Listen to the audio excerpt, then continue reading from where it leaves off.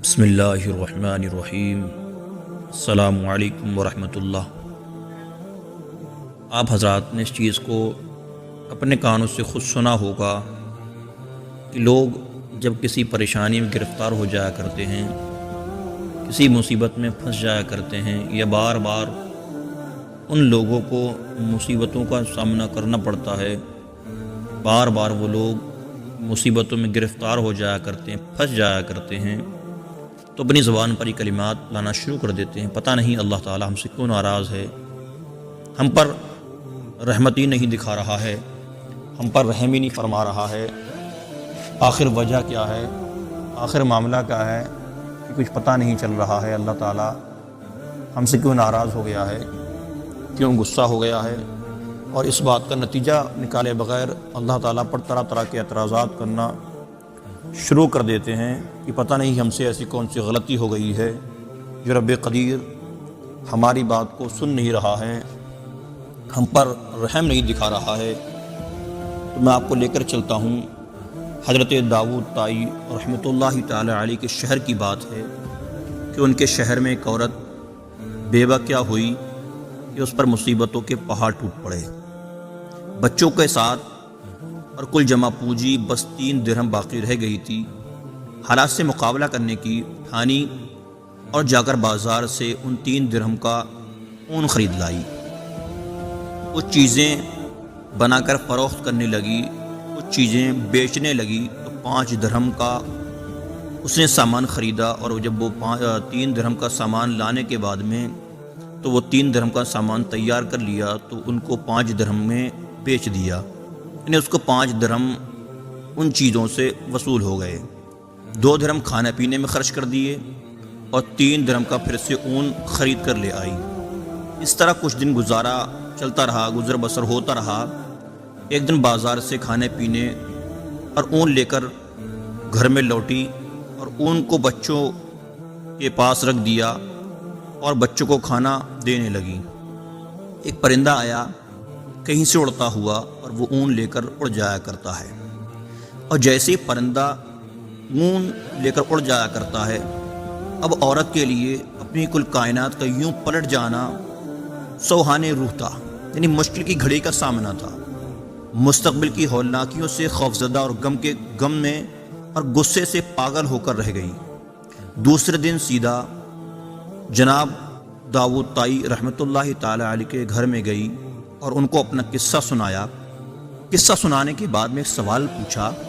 کیا ہمارا رب رحم دل نہیں ہے یا بے نیاز ہے؟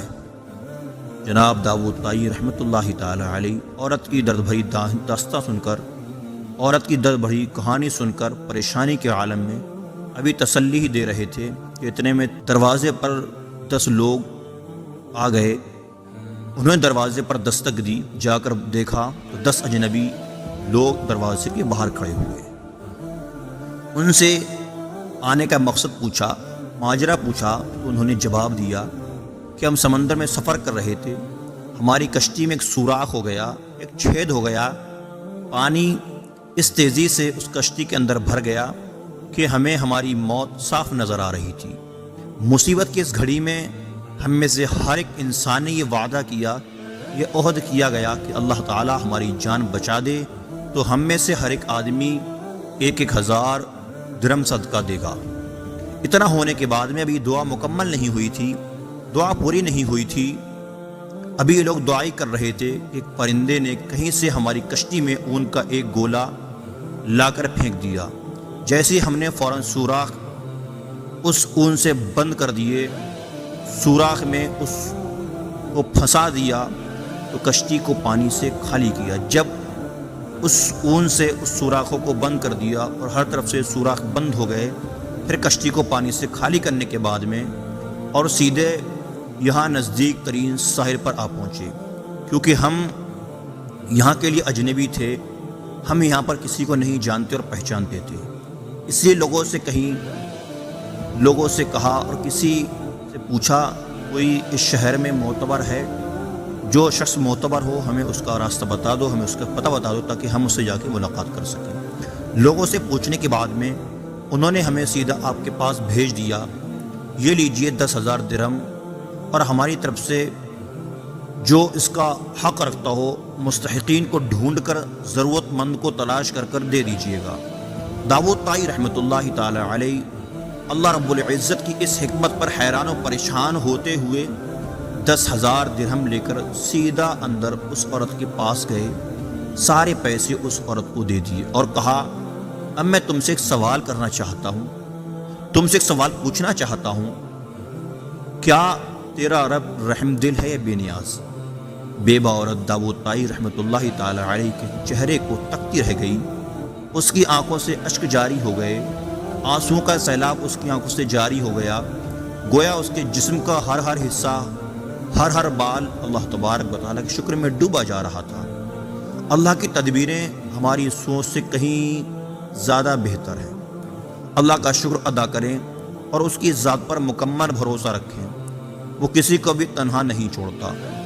اگر انسان کسی مصیبت میں، کسی پریشانی میں گرفتار ہو جایا کرتا ہے تو انسان کو یہ نہیں سوچنا چاہیے،